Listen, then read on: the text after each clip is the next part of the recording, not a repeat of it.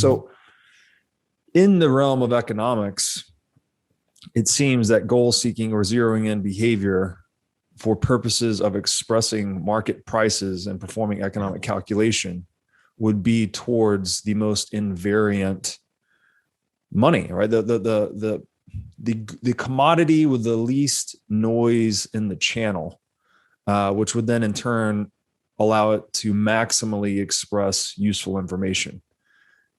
So that, and in my mind, this idea of minimizing, what did we say here? The derivative, basically, maybe this gets into why gold is a gauge theory, that gold had the most predictable ratio of change and rise and run, so to speak, which would be supply over time of any commodity, which contributed to its selection in the marketplace as money, as the medium for expressing reliable, truthful prices. So we should talk about gold. Yes.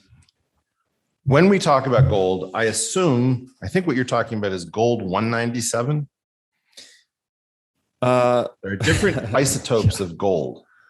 The one that's in the pretty bricks and all the central bank vaults. Well, that's just the thing. I think that's gold 197. Okay. And there are lots of different golds, but there's only one stable version of gold. So for example, if you have gold 198, imagine that I pay you, or you pay me for this interview, this honorarium of, did we say 100,000? I believe we did. $100,000 deliverable in gold. That's it is. But you're so pissed off that you give it to me, not in gold 197, you give it to me in gold 198. And I don't even check the gold, because we're friends, until 2.5 days later. And it turns that half of my gold is now mercury. Pretty bad. Now, what happened? What? Well, it's not hard money. Yeah. The reason we choose gold 197 is, first of all, it tends to be made not only in stars, but in stars doing violent things to themselves or each other, like colliding or going supernova or something. So it's super hard to get those, I think it's 79 protons and whatever the rest is in neutrons. Yeah, we have that in the notes here. I think that's right. Is that right? 79 protons, 118 neutrons. So if one of those neutrons should happen to flip into a proton, then you've just changed the atomic number of the nucleus, because the atomic number is just the number of protons, because that determines the electron shells. So it's very important, if you're going to use gold as a store of value, it needs durability. Exchange. You need it not to change character on you. Yeah. And that's kind of the cool thing about 197, is that the neutrons don't flip into protons, thereby destroying the value of the gold you hold.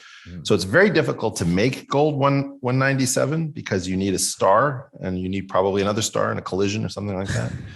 And it's very hard to destroy it, because it's the unique stable isotope of the material. Now, with that said, the miracle of gold is that gold is a physical gauge theory, which means that it can become a logical gauge theory. So a logical gauge theory, when we're talking about your wealth in your holdings in, let's say, XAU, you are talking about how many combinations of protons and neutrons, which are all made up of 3 valence quarks each, 2 ups and 1 down in the case of the proton, and 2 downs and 1 up in the case of a neutron. The ups, I believe, have charge plus 2/3. The downs have charge minus 1/3. So that's 2/3 plus 2/3 minus 1/3 gives you 4/3 minus 1/3 is 3/3, or 1. That's why the proton is positively charged with a charge of 1. Yep. And the neutron is plus 2/3 minus 1/3 minus 1/3. So that's 2/3 minus 2/3 equals 0. Hence the neutron is neutral. Now, that physical gauge theory. So we were talking about, if you and I were going to do a drug deal, or we were going to buy weapons or stuff on our hotel roof, it's very important that nobody knows what badness we're up to. Not just 2 guys drinking in West Hollywood during the day, So it would be necessary for us not to alert the world that a transaction has taken place. Mm-hmm. What allows that to happen is gauge theory. I can propagate the gold bar that I brought to our meeting physically in space. I will push it with my thumbs. It is a wave. The wave will travel over to you. It will enter your custody. You take possession of it, and it solves the double spend problem. Mm-hmm. What is the double spend problem? It's very important that when I give you gold that I no longer have gold. Yes. So what is that? That's a conservation law. Mm-hmm. So as long as you're in the stable isotope of gold and there's no force that we know that's cost effective to create more gold, and there's no radioactive decay, in the case of beta decay, what we were talking about before, that means that the conservation law, which is the physical gauge theory, shows up in logical gauge theory as a double spend problem being solved. Mm-hmm. What's more, though, is that there's no blockchain. There's no record that you and I have transacted. If somebody wants to verify that you have gold, they hire an assayist, and the assayist says, look, I don't know where this thing came from. Mm-hmm. Maybe he was dancing in a bar under an assumed name. Maybe he was selling drugs. Maybe he works at Walmart. We don't know, but he's got gold. Right. I would like to see the logical world accept a port of the physical world. In other words, not just because of money. It would be very important if we could start to simulate the actual physical world inside of the computational one. Mm-hmm. And that means I need conservation laws. So the idea that, let's say you and I are listening to the Rolling Stones Country Honk song. And you say, I love that song. You say, okay, well, here's a file. Just copy the file onto your hard drive. So now we've got 2 copies of the song. We've sort of just violated the double spend at the level of an MP3 because we created more by digitally copying it. If you did that with gold, oh, I see you've got a bunch of gold. Let me just make a copy of your gold, and then we can both have gold. We would destroy the value of gold for what we're trying to do. Mm-hmm.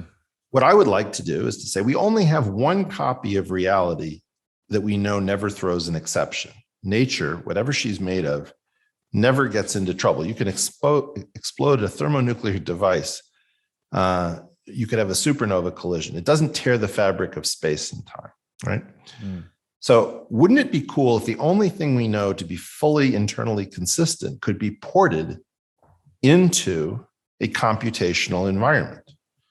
So if you had the rules for the world, the complete rules, you'd start trying to write a computer program to say, can I come up with an equivalent of each one? And then once you do, you have a copy. It's a little bit like you could do this with your genes. You could store your genes in a cell, or you could store the content of your genes on a hard disk, and you could create one from the other and go back and forth.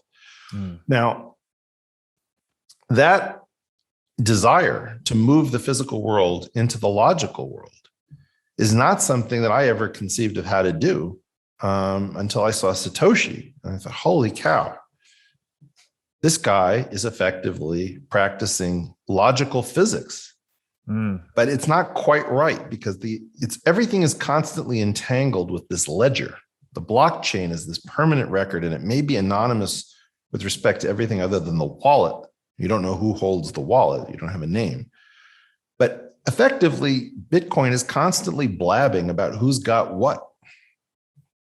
And, I don't necessarily want to register every thought I've had with the government, and I don't necessarily want to register every transaction I've had with the government either.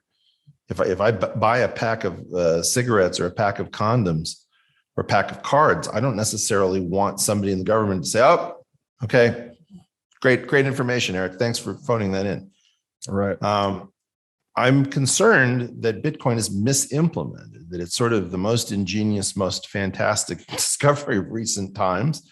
And if I say that, it doesn't protect me against the ridiculous maxis who, no, they got a screw loose. It's amazing. It may be the greatest invention, but if it's not God's work himself, they get upset. And I don't want the blockchain constantly recording everything, any more than I want gold to be Right. fitted with a blockchain. Imagine that you suggested, hey, we've got a new chemical tracer where you can trace every bar of gold. You can know what its history is, where it transacted. Who would want that kind of gold Right. over regular gold? Nobody. Yeah. And that's what you've got in Bitcoin.